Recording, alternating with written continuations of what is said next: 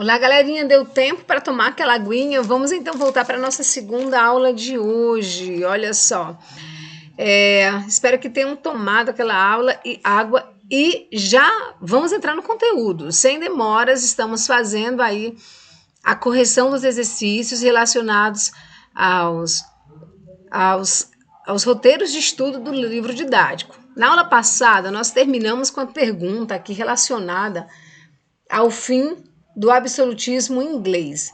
Só que é importante, a professora vai retomar a partir de agora com essa pergunta. O absolutismo inglês ele tem seu ápice em o fim chega ao seu fim a partir de dois eventos que são determinantes para tal, que é a Guerra Civil, dada aí entre 1641 e 1645, e a Revolução Gloriosa. A Revolução Gloriosa que está presente no livro de vocês e é determinante, é importante para a nossa prova. Então, esses dois eventos, Revolução Gloriosa e Guerra Civil Inglesa, vão marcar o fim do absolutismo na Inglaterra. Vou voltar aqui rapidamente entre uma questão, eu preciso trazer uma questão importante para vocês. Olha só. Quando nós falamos ali do surgimento de Espanha e Portugal, é importante lembrar que Portugal, ele vai surgir, eu não coloquei isso ainda há pouco, vou trazer agora para vocês, mas está presente em nossas aulas. Qualquer dúvida, acessem as aulas 24 e 25 da semana 18, estar ali presente esse conteúdo, tá? Então, o que acontece? Espanha e Portugal, especialmente Portugal é resultado concreto, o surgimento de Portugal, né? É resultado concreto das vitórias, das lutas de reconquista. Por quê? Porque era um território espanhol, foi dado como feudo ao conde responsável por essa vitória, Henrique de Borgonha, e ele será então aí essa ancestralidade na fundação de Portugal, tá? Então, as lutas de reconquista foram responsáveis aí pelo surgimento de Portugal. Professora, não sei o que é luta ou guerra de reconquista. Foram aquelas guerras travadas contra a presença muçulmana na Europa, especialmente nos territórios ali que correspondem hoje à França e Portugal, territórios esses chamados de ibéricos. E a Espanha, como eu coloquei na aula anterior, ela vai expulsar de Córdoba o último condado aí muçulmano, tá? Bom, dito isso, vamos avançar. Por que a frase é falsa, né? Porque a questão 9 diz por que a guerra da independência contra a Espanha, travada nos Países Baixos, sob a liderança da Holanda, foi unicamente movida por razões econômicas. Porque a guerra entre a Espanha e a Holanda, ela não tinha como motivação exclusivamente fatores econômicos. Olha só a pergunta. A guerra entre a Espanha, travada nos Países Baixos sob a liderança da Holanda, foi econômica? Não, não foi apenas econômica. Ela tinha como centro a questão religiosa, porque Países Baixos e Holanda eram calvinistas, foram países que aderiram à reforma protestante, que abraçaram esse novo jeito da fé cristã e tornaram-se calvinistas. E o rei espanhol era católico. Então, sim, vai haver uma disputa financeira, sim, mas especialmente religiosa. Pergunta 10. Por que a cidade de Lepanto, situada no Mediterrâneo, foi importante na defesa da Europa? Tá aí uma batalha. Por quê? Em 1571, vai acontecer essa batalha em Lepanto e os espanhóis sairão vitoriosos em função do uso da marinha espanhola chamada de Invencível Armada. E sim, Felipe II, o rei espanhol, foi o grande responsável por modernizar a marinha espanhola. Professor, em alguns momentos, você pode perguntar assim, professor, em alguns momentos a senhora disse que Luís XIV, rei da França, foi o mais melhor representante do absolutismo. Sim, no que diz respeito à condição teórica de ser um absolutista. Ele chegou a dizer que o Estado era ele.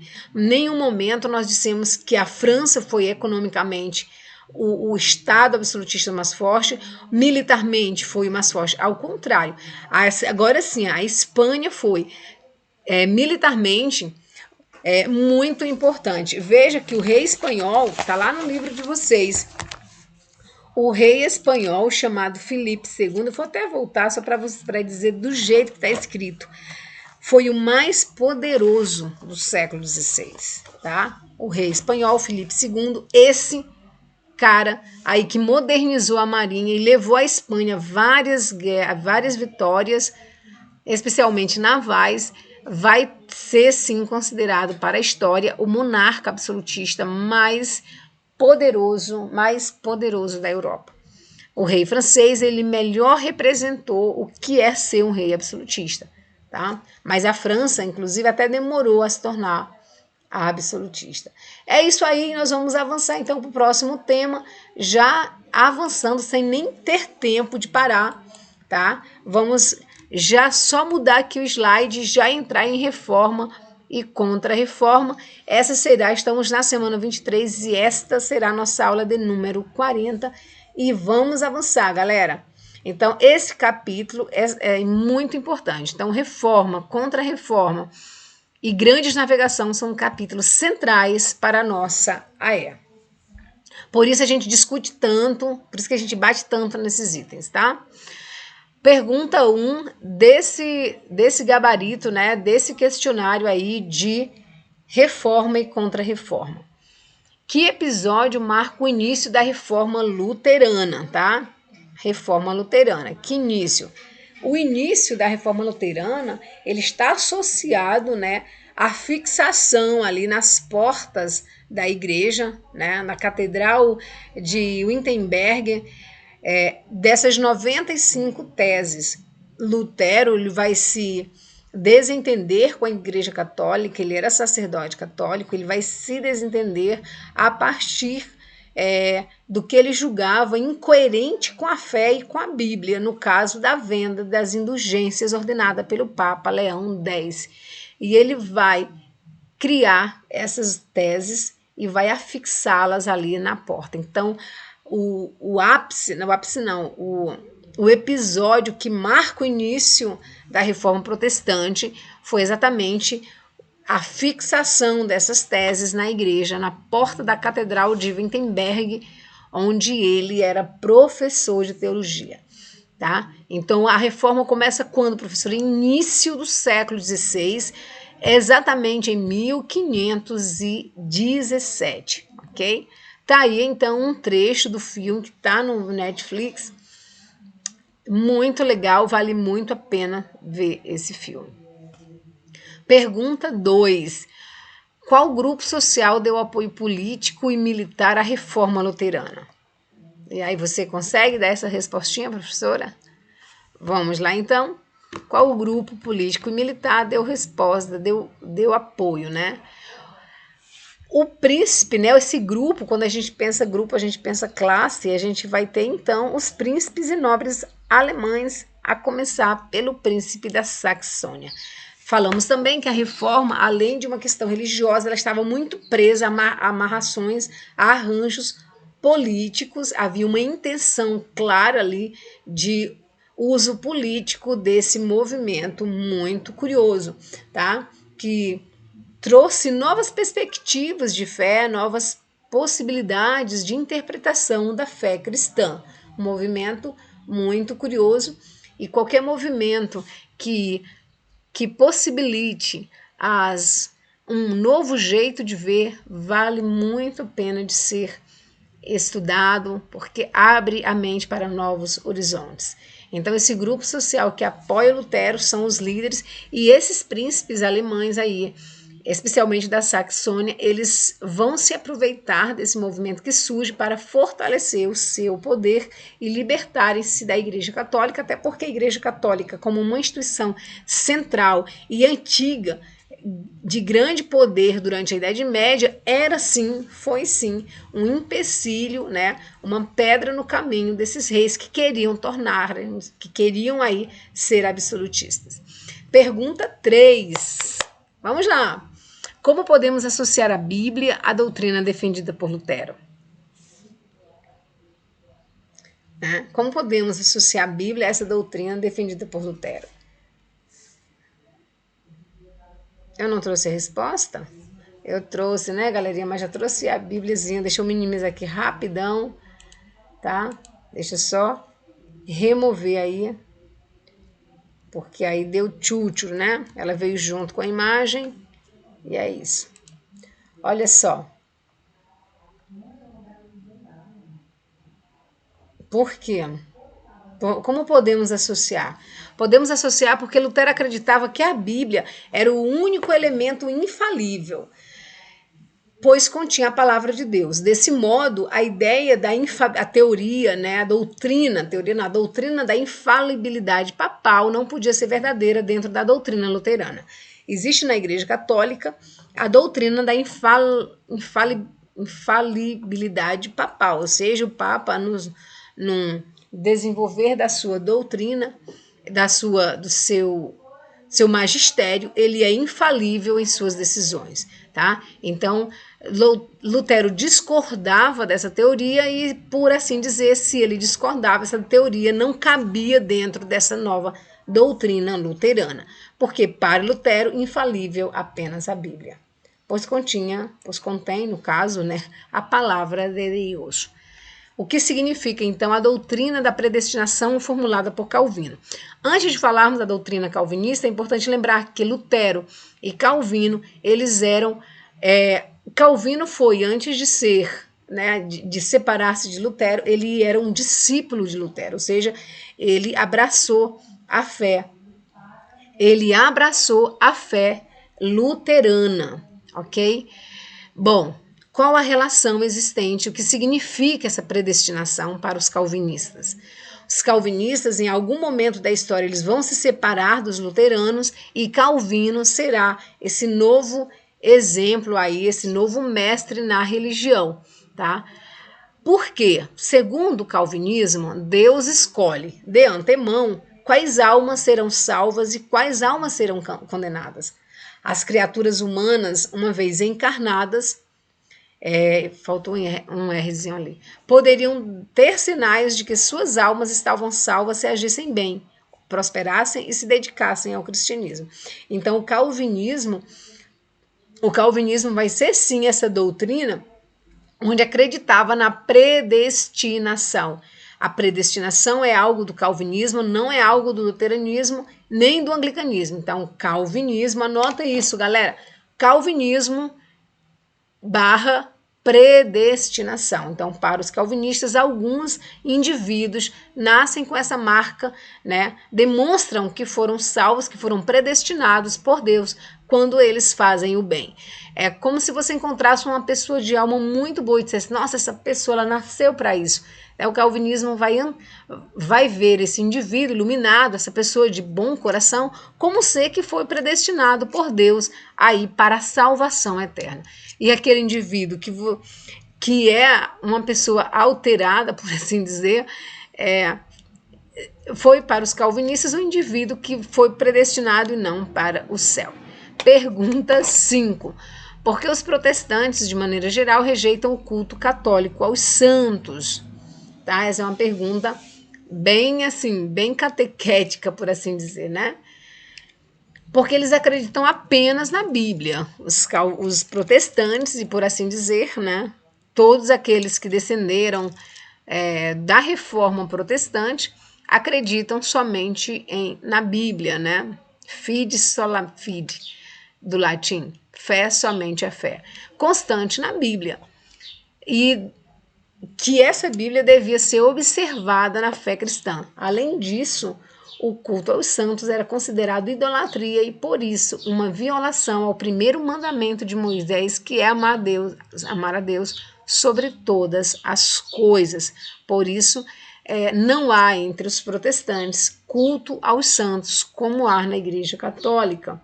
e não apenas na Igreja Católica, mas em outras denominações religiosas de matriz africana, que também há a veneração aos santos. Estamos falando da Igreja Católica porque é o centro da aula, mas só fazendo uma ponte porque também logo mais faremos a correção dos exercícios de África. Qual foi o reino europeu em que o próprio rei realizou a reforma protestante? Essa é muito fácil, né, galera? Quem foi esse rei europeu que provocou, né, que realizou a própria reforma? Né? O rei da Inglaterra, deixa eu ver se eu trouxe a fotinha dele, este carinha assim, com cara de menino, né, aborrecido. Gostou do aborrecido? Pois é, Henrique VIII, que por motivos políticos, ele rompeu com a igreja, eu contei essa historinha para vocês em algum momento, ele vai romper com a igreja de Roma, e em 1531, o clero inglês o reconhece como chefe da igreja. Vamos contar essa historinha? O rei Henrique VIII, ele era casado com Catarina de Aragão, princesa espanhola, tá? Princesa espanhola. Mas ele se encanta com Ana Bolena, uma dama da corte. E aí o que acontece? O cara vai tentar anular o casamento dele com a princesa espanhola para ficar, né, para casar-se com Ana Bolena. E o Papa Clemente disse, não é permitido não, casou na igreja, é hasta la muerte, não há como separar. Aí ele ficou aborrecido. Tô brincando. Ele ficou meio chateadinho, né, com isso, que ele era o rei, parará, eu quero casar, e de novo, eu sou o rei. E o que ele vai fazer? Ele tem uma grande ideia. Ele vai, então, com apoio do parlamento, publicar um ato, o parlamento, né, apoiando o rei, publicará um ato de supremacia. E nesse ato de supremacia, Henrique VIII se torna, então, Henrique VIII e, consequentemente, os próximos reis ingleses, se tornam aí o chefe da igreja e ele vai fundar o anglicanismo. E o anglicanismo, claro, fundando a própria igreja, ele torna válido aí torna válida a união dele com Ana Bolena, a dama della corte.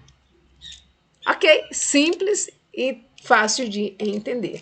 Lembrando aí que vai sempre vale recordar que entre anglicanos, calvinistas e luteranos haverá sempre discordâncias de pontos de vista, mas na Inglaterra, Henrique VIII é o cara. E ele vai, então, romper com a igreja de Roma em função dessa condição particular. Olha a cara aborrecida dele, né? Parece que alguém tomou picolé, né? Alguém tomou o brinquedo dele, ele ficou, cadê meu brinquedo, né? Tô brincando, gente. Só para descontrair. Vamos lá, então, pergunta 7. Pergunta 7. Qual a relação entre Lutero e Calvino? Tá? A professora já até começou a falar sobre isso ainda há pouco, quando tratamos do calvinismo. Calvino aderiu às ideias protestantes de Lutero, Calvino, tá? Ele aderiu a essas ideias protestantes, mas vai modificar a doutrina criando uma outra religião chamada de calvinismo. Ele era seguidor de Lutero e em algum momento aí ele vai discordar das teorias luteranas e vai fundar o calvinismo. Tá aí João Calvino, tá?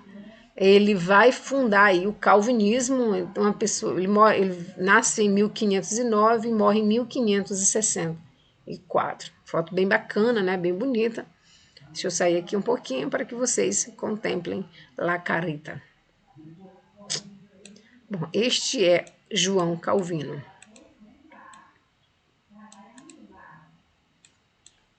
Vamos então avançando, galerinha. O que Thomas Mutzi tem a ver com a reforma luterana? Primeiro vamos descobrir quem é o cara, né? Quem é este carinha aí? Esse é cara, Thomas Mutzi. E vamos entender por que razão essa foto já veio junto com a resposta. O professor deve ter apertado em algum lugar que não devia, né? Vamos só, então, desfazer aqui a animação e colocar para surgir isso. Vamos ver se vai dar certo, né, galerinha? Vamos ver se vai dar certo. Apresentação. Vamos ver se vai dar certo, né? Senão a gente apaga ele. Senão a gente deleta. Pronto, tá aí. Qual é a relação entre Thomas Muntz e a reforma? Porque ele entendeu a reforma como uma revolução social cujo objetivo era libertar os camponeses da servidão feudal. Olha que curioso o pensamento desse cara. Ele entendeu, se você se recorda, durante a Idade Média, a Igreja Católica foi a grande senhora ali presente na Idade Média. E por estar presente na Idade Média, ela era quem coordenava ali, por assim dizer, ele conduzia o pensamento, né? A Igreja Católica conduzia o pensamento medieval. E se a Idade Média era feudal, ele acreditava que os camponeses tinham sua servidão ali marcada também em função, né, também como responsabilidade da Igreja Católica. E ele viu na Reforma Protestante essa revolução social, cujo objetivo era libertar os camponeses da servidão feudal. Por isso que lá na Inglaterra, muitos camponeses, inclusive Oliver Cromwell, que acabamos de falar dele na aula passada, se converterá ao protestantismo, tá? Mas é um ponto de vista dele, mas a reforma, ela não foi uma revolução social, tá? Ela foi muito mais política e econômica do que social. Vale a pena dizer isso, tá?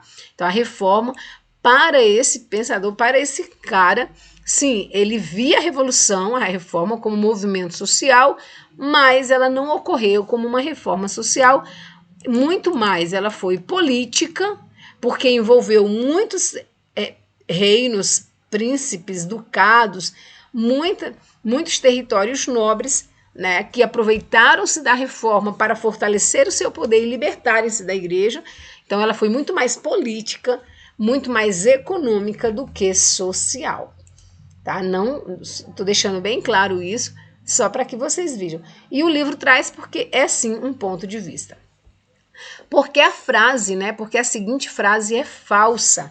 A reforma luterana atendeu às expectativas da burguesia comercial alemão, que pretendia romper com o feudalismo defendido pela igreja. Tá? Por que é falsa? Primeiro porque a igreja não defendeu o feudalismo, mas a doutrina oficial da igreja. Tá? Então, assim, a igreja era uma senhora feudal, mas ela não defendeu o feudalismo. E porque Lutero teve apoio dos senhores feudais. Então, assim, os senhores feudais, esses nobres que buscaram apoio nele, foram sim vistos, foram sim apoiados e abraçaram a crença, né, abraçaram a reforma protestante de maneira muito definitiva, ok? Então, sim, voltando na pergunta, a reforma luterana atendeu às expectativas da burguesia, né? É falsa porque essa burguesia, né, esses senhores feudais apoiaram Lutero e não o contrário. Porque a cidade italiana de Trento é importante na história da Reforma Protestante. Se você se recorda, nós temos Trento presente ali, esse nome já é conhecido nosso quando estudamos o movimento de renascimento cultural. E ela vai ser importante novamente na Itália, porque é na cidade de Trento que o concílio, né, essa reunião de bispos convocadas pela igreja chamada Concílio de Trento, será nessa reunião, nesse concílio, pensadas as estratégias de combate da reforma protestante. Entre as várias estratégias de combate à reforma, estava ali o estabelecimento do Tribunal do Santo Ofício, estava estabelecida a permanência da crença nos 10 mandamentos, porque para os luteranos eram válidos apenas 2, então a igreja reafirma a manutenção da crença nos 10 mandamentos, nos 7 sacramentos e nos 10 mandamentos. Ficou ali estabelecido a relação da divindade de Cristo e outros eventos relacionados à própria fé católica, tá? E é nesse concílio de Trento que a igreja vai reunir-se com seus bispos para tratar essa estratégia de combate, tá? Então, o Concílio de Trento foi, sim, a maior estratégia da contra-reforma apresentada pela Igreja Católica para combater os avanços da reforma protestante, ok? É isso aí, galerinha. Então, ficamos aqui. Na próxima aula, nós vamos tratar, então, de reforma. Na próxima aula, nós vamos tratar aí de África, ok? Vamos ter uma aula dedicada à África, tá bom? Uma boa prova, uma excelente prova, mas antes de finalizar, não esqueça sobre África. Eu tenho 5 minutinhos sobre África na nossa prova. Nós vamos, vai ser cobrado ali de África as das páginas 158 até a página 164. Por quê? Porque são páginas que se relacionam com Congo e Angola, ok? Então, na prova, os capítulos, as perguntas relacionadas à África estão presentes nessas páginas, porque tratam do reino de Congo e de Angola, os reinos de Congo e de Angola, tá bom?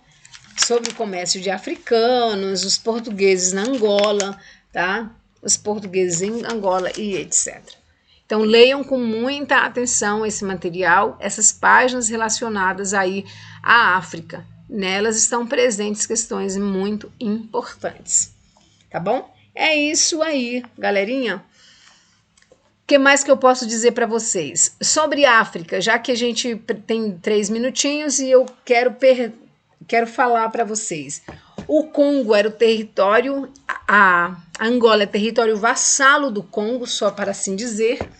A Angola é território vassalo do Congo. Nesses reinos, no reino do Congo, o poder era centralizado. O cristianismo no Congo chegará a partir da presença portuguesa. O Congo, assim como a Angola, terá comércio de escravos, tá? Terá comércio de escravos e a manutenção desse comércio de escravos, tá bom? Uma cidade importante da Angola será São Paulo de Luanda. Essa cidade é importante para nós. Por quê? Porque ela vai, a partir, os contatos ali de africanos e portugueses serão estabelecidos nesses portos ali presentes, ok? A crise desses reinos chegará em função de guerras civis e o enfraquecimento dos povos com suas culturas originárias. O enfraquecimento dessas culturas originárias se dará por conta da cristianização dos africanos. Lembrando que a cristianização dos africanos estava reservada à nobreza africana e não mais que elas, ok? Um beijo grande no coração de vocês, fiquem bem, fiquem em paz e nos vemos na quarta-feira. Uma excelente prova e até breve. Tchau!